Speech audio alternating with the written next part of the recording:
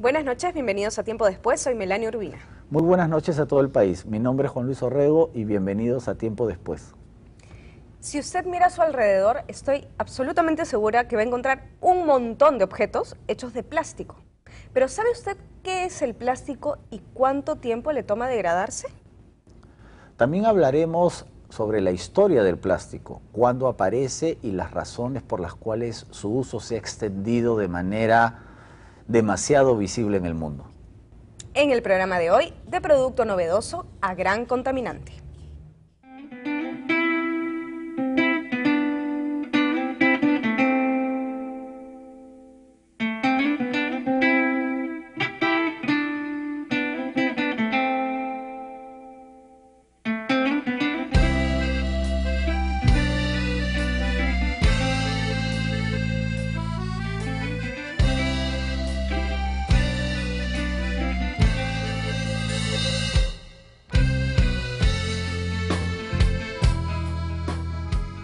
En el programa de hoy tenemos a dos grandes invitadas. Me toca presentar a Irene Hofmeier, ella es fundadora de Loop. Bienvenida, Irene. Muchas gracias. Y esta noche también nos acompaña Rocío Prieto. Ella es especialista en ecoeficiencia y trabaja en el Ministerio del Ambiente. Buenas noches. Buenas noches. Irene, ¿qué es el plástico? El plástico es un derivado de hidrocarburos, es decir, que es un derivado de petróleo que pasa por un proceso de fabricación que lo endurece y forman los pellets. Los pellets es el insumo primario de cualquier plástico, que son pedacitos microscópicos, y a partir de eso producimos todos los materiales plásticos que tenemos. Pero en esencia es el petróleo que se ha endurecido. ¿Y cuándo aparece el plástico? ¿Cuándo se inventa? El plástico está presente desde un tiempo cuando se empieza a buscar alternativas de materiales a los metales, al vidrio, que sea más barato y más versátil en su uso, ¿no? Y realmente se ve una explosión masiva en la producción de plástico a los inicios de los años 50, que se presenta el plástico como el material que va a resolver los problemas de la ama de casa, porque al poder usar artículos plásticos ya no tendría que lavar, ya no tendría que preocuparse en cosas que le ocuparían su tiempo y tendría más tiempo de diversión. O sea, la idea ¿no? de lo descartable. Exacto. Y ahí introducimos con esta noción de consumir y descartar, ¿no? Sin conocer cuáles van a ser las consecuencias que ya ya ahora estamos viviendo. viendo. Que ya estamos viviendo. Además, no solamente el plástico es lo descartable, sino que el menaje de la casa empieza a ser invadido por el plástico, ¿no? Porque el plástico era más económico, ¿no? Más económico, más frágil, ¿no? O sea, más liviano, más liviano, ¿no? Entonces, más no versátil. Se rompe. Entonces, para los niños también el plástico menos peligroso, ¿no? Sí, es más fácil de transportar, ¿no? Todo, ¿qué no es de plástico, como decíamos al comienzo, ¿no? Todo ahora nos damos la vuelta y absolutamente todo es de plástico. Definitivamente nos ha facilitado mucho la vida, ¿no? Pero también, como bien lo mencionó Irene, ¿qué pasa después? Nos facilita la vida ahora, pero cuando acaba su uso, ¿qué sucede? ¿No? Pero además cuando hay que darnos cuenta que el plástico nos rodea, incluso en una apariencia que no parece de plástico. Porque, por ejemplo, la ropa, ¿no? Todo el nylon, las licras, los polares, todo eso es plástico. O sea, nos vestimos con plástico.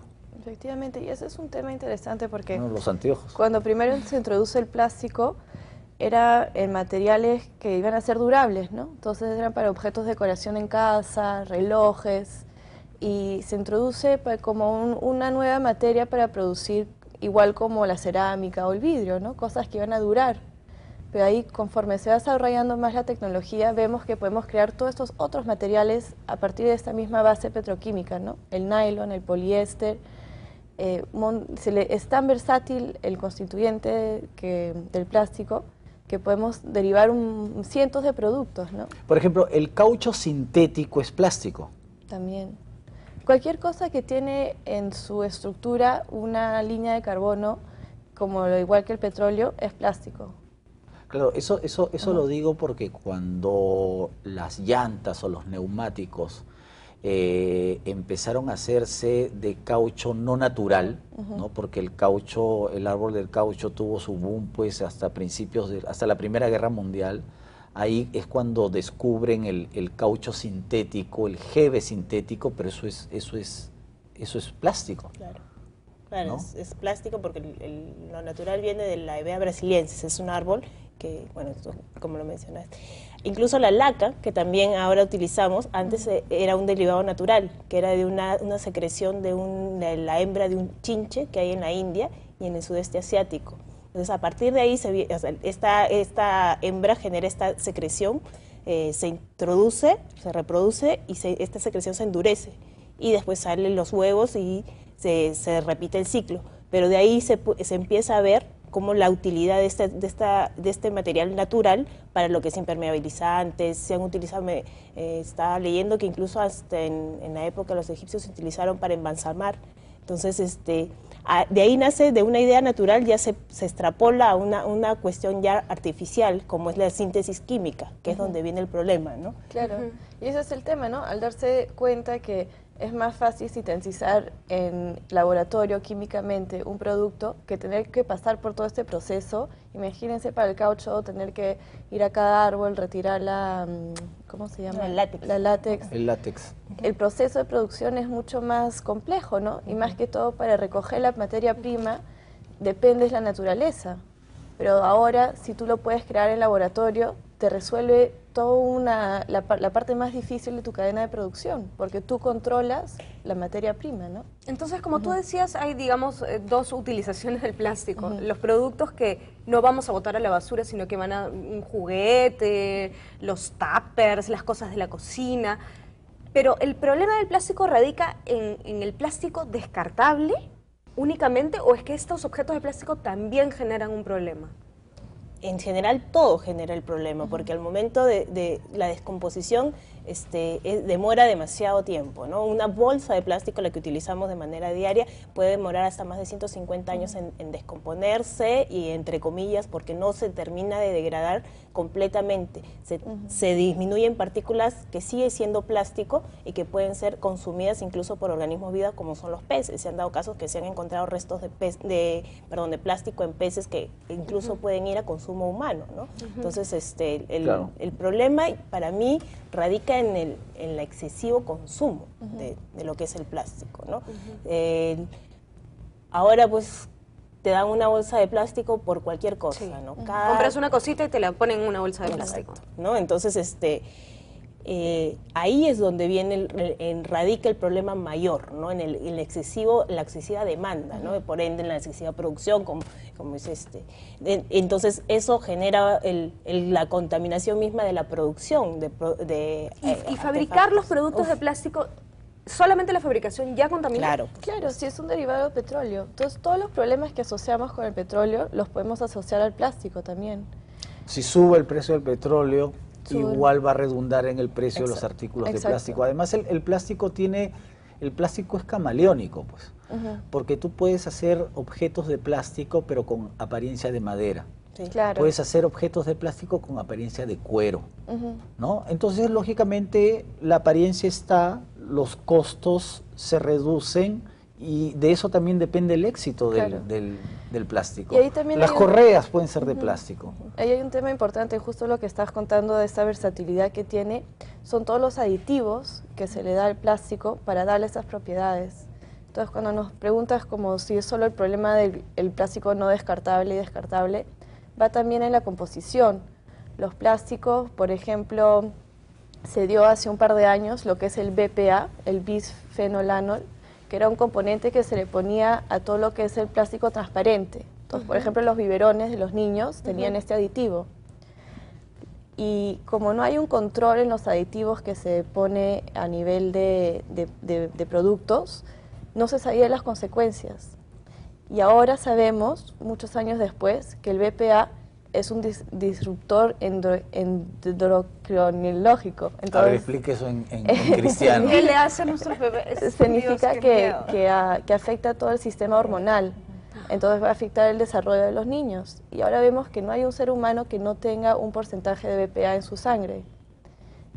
y esto es debido al hecho que durante muchos años este componente ha estado presente en los productos plásticos. Y recién hace 2 años es que se ha prohibido en Estados Unidos. En la Unión Europea ya había controles mayores antes. Pero no significa que ya nos libramos de ese componente. No. Y acá en el Perú no hay ninguna legislación que controle el BPA.